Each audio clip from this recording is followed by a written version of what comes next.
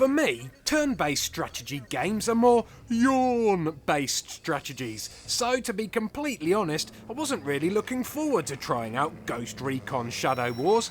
I like fast-paced, action-packed games, not slow plodding games of cyber chess. Then I found out that the creator of the game was Julian Gollop, who was once responsible for one of my all-time favouriteest Spectrum games ever, Chaos. Sure, it was also a turn-based strategy, but you could have up to 8 players at once, and there were wizards and minotaurs and medusas and orcs and well, you get the point. It was awesome, and basically at that time there was no such thing as Duke Nukem or Doom. So anyway, as soon as I knew that, I was ready and willing to dive straight into the Shadow Wars, and boy am I glad I did.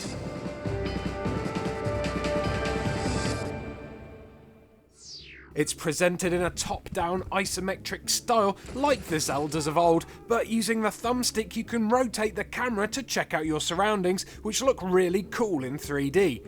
Graphically, the characters and buildings are very basic, but the effect the 3D brings to the game works really well. Deep holes look like deep holes, the buildings look chunky and solid, and overall it gives the feeling that you are playing a Warhammer game with actual toy soldiers. It's understated, but somehow that works in its favour. The game puts you in the many boots of the Ghosts, who are super stereotypical badass American soldiers trying to stop some cranky Russian dudes doing bad stuff to the world. Or something. And as you progress through the game, you will build up your fire team and meet new members who will join your squad. Each soldier has their own unique skills which you must micromanage and upgrade via a simple levelling system which awards stars at the end of each level that you can share amongst your most valued teamsters. Movement and attacking are all done via a simple control scheme whereby each character has a certain number of squares they can move depending on the terrain and surrounding landscapes. For instance, moving through bushes or water will reduce the number of squares your characters can travel. Green squares show where you can attack from, and again, objects and terrain must be taken into account if you wish to succeed.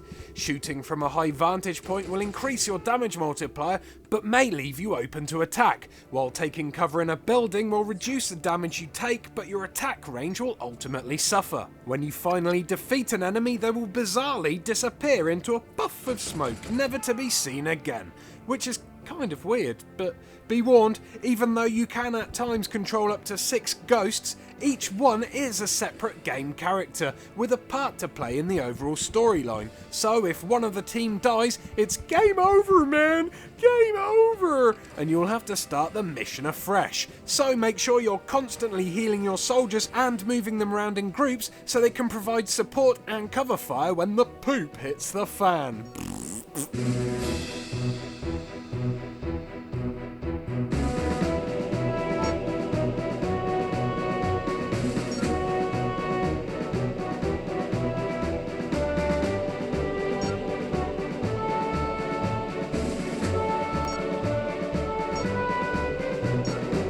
Another disappointment is the lack of online multiplayer. All that exists is a kind of pass the parcel mode which lets you and a friend take it in turns to play using the same 3DS. It's not the end of the world, it just would have been nice, you know, just nice. To someone who has never played a game like this before, a lot of this review must have sounded like boring gibberish, and to be fair, at first glance, Ghost Recon does look boring. Spend enough time with it though, learn the controls well enough, and you will be absorbed into the tactical side of war. Whether you are working out flanking manoeuvres or setting up a defensive perimeter, if your planning pays off, the sense of achievement is a reward in itself. Lovers of turn-based strategies are in for an amazing treat, courtesy of one of the genre's legendary programmers, while noobs should try to overlook their preconceptions because they may just discover a love for a whole new gameplay style. Oh, and this game at full price does actually give value for money, as it lasts much, much longer than any of the other launch titles available, especially as one of them only has a 2-hour lifespan. Yes, that's right, I'm looking at you, Super Monkey Ball. Short.